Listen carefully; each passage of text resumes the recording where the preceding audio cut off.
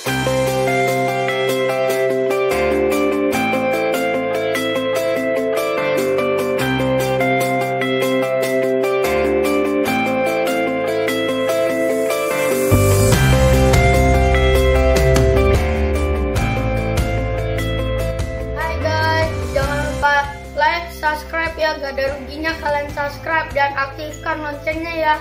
Tuhan Yesus memberkati.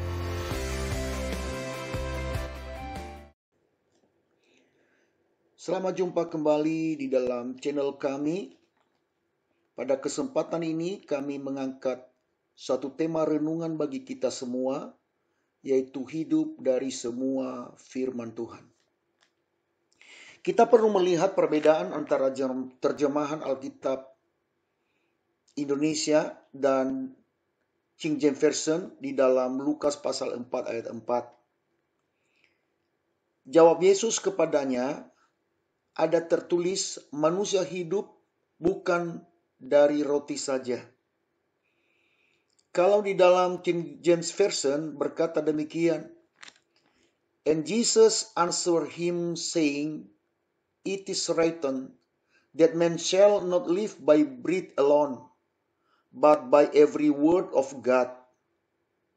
Artinya begini, dan Yesus menjawabnya dengan berkata, ada tertulis bahwa manusia tidak hidup dari roti saja, melainkan dari setiap firman Allah. Di dalam Alkitab bahasa asli memang tertulis kalimat ini, Allah epi panti rematiteu, tetapi dari setiap firman Allah.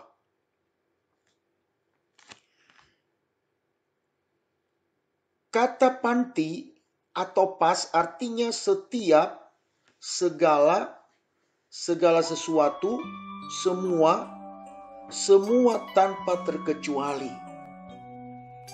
Tuhan Yesus mengatakan bahwa manusia bisa hidup dari semua rema Allah atau segala sesuatu yang difirmankan Allah. Tuhan Yesus melawan pencobaan iblis menggunakan pedang firman Tuhan, dan Yesus mengutipnya dari kitab Ulangan pasal 8 ayat 3. Berkata demikian, jadi ia merendahkan hatimu, membiarkan engkau lapar dan memberi engkau makan mana yang tidak kau kenal, dan yang juga tidak dikenal oleh nenek moyangmu, untuk membuat engkau mengerti bahwa manusia hidup bukan dari roti saja, tetapi manusia hidup segala yang diucapkan Tuhan. Rasa lapar bukanlah aib manusia. Kebutuhan fisik tidak pernah mendatangkan dosa bagi hidup manusia. Tetapi Yesus memberikan prinsip yang lebih utama. Allah lebih besar daripada semua kebutuhan manusia. Kebutuhan-kebutuhan fisik tidak akan membunuhmu. Allah sanggup memeliharamu di dalam situasi apapun. Semua firman Allah akan menghidupkan engkau. Jangan engkau berpikir bahwa kebutuhan fisik lebih utama dari Allahmu yang besar dan hebat itu. Kehidupan anak-anak Tuhan seharusnya dipelihara oleh kehendak Allah yang mendatangkan berkat Allah, bukan semata-mata karena desakan kebutuhan ekonomi. Yesus telah mempelajari bagaimana orang Israel yang mengembara di padang gurun, dan mereka mengalami jalan buntu untuk memenuhi kebutuhan hidup mereka selama masa padang gurun. Masa padang gurun merupakan masa yang berat bagi nenek moyang bangsa Israel pada waktu itu. Mereka tidak bisa mengusahakan apapun di padang gurun. Namun apa yang dikatakan oleh firman Tuhan? Allah tidak pernah membiarkan orang Israel menjadi lapar dan mati karena kelaparan. Sejarah membuktikan sebaliknya. Alkitab justru memberikan fakta bahwa banyak orang Israel yang mati bukan karena mereka kelaparan, tetapi karena mereka diberkati dengan berlimpah-limpah. Beberapa orang justru telah dibunuh Allah karena mereka menjadi tamak dan rakus. Allah membunuh mereka karena telah menimbun berkat Tuhan lebih dari apa yang Allah perintahkan. Prinsip ini penting. Pertama, Allah tidak pernah membiarkanmu dengan keluargamu dalam keadaan lapar. Yang kedua adalah Allah tidak pernah membiarkanmu dan keluargamu di masa yang paling sulit. Yang ketiga adalah Allah tidak pernah meninggalkanmu dan membiarkanmu karena Dia adalah Allah yang Maha Hadir. Beberapa orang karena tidak mengenal firman Allah, mereka suka sekali memakai istilah ini, Allah melawat umatnya. Yesus berkata, manusia hidup dari setiap firman atau rema Allah. Ingat, dari setiap firman Tuhan, Paulus berbicara prinsip yang sama.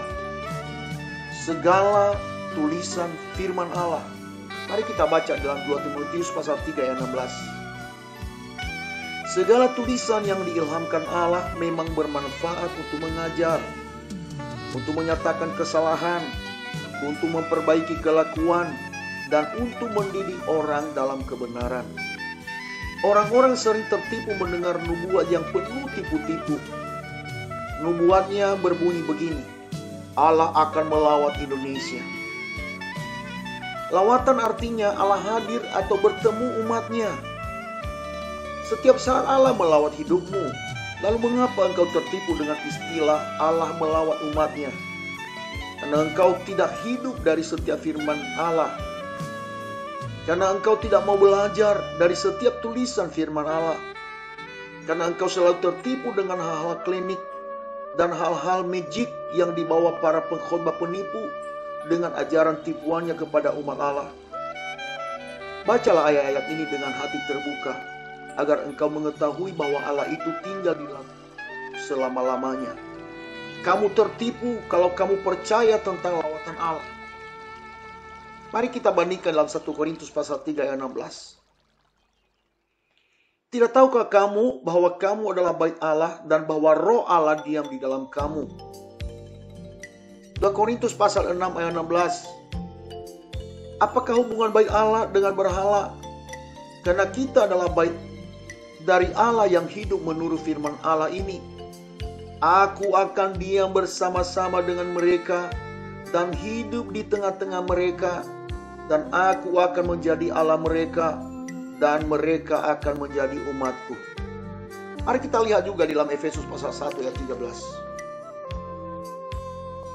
Di dalam Dia, kamu juga karena kamu telah mendengar firman kebenaran, yaitu Injil keselamatanmu. Di dalam Dia, kamu juga, ketika kamu percaya, dimeteraikan dengan Roh Kudus yang dijanjikannya itu.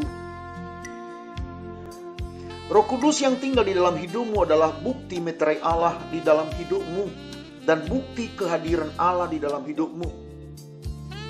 Kalau engkau memberitakan Injil kepada orang lain, maka engkau sedang melepaskan anugerah Allah di dalam hidup orang itu. Dan itulah saatnya orang yang belum mengenal Allah akan merasakan kehadiran Allah di dalam hidupnya. 1 Korintus pasal 10 ayat 13.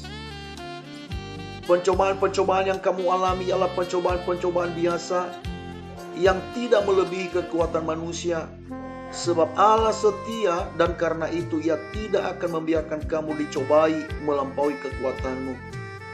Pada waktu kamu dicobai, Ia akan memberikan kepadamu jalan keluar sehingga kamu dapat menanggungnya. 4 prinsip yang Paulus ajarkan di sini. Pertama adalah semua pencobaan adalah pencobaan biasa. Yang kedua adalah Allah itu setia. Yang ketiga, Allah tidak akan membiarkanmu. Yang keempat, Allah akan memberikan jalan keluar. Bagian ayat ini juga akan memberikan keteguhan iman kepadamu. Ibrani pasal 13 ayat 5. Janganlah kamu menjadi hamba uang dan cukupkanlah dirimu dengan apa yang ada padamu. Karena Allah telah berfirman, Aku sekali tidak akan membiarkan engkau, dan aku sekali-kali tidak akan meninggalkan engkau. Nah, prinsip yang sama selalu diulang oleh firman Tuhan. Allah tidak membiarkan kita. Allah tidak meninggalkan kita. Karena Yesus adalah Immanuel, yang berarti Allah menyertai kita. Kutipan ini bisa kita lihat di dalam Matius pasal 1 ayat 23. Sesungguhnya anak darah itu akan mengandung dan melahirkan seorang anak laki-laki, dan mereka akan menamakan dia Immanuel, yang berarti Allah menyertai kita. Kiranya renungan ini memberkati kita semuanya.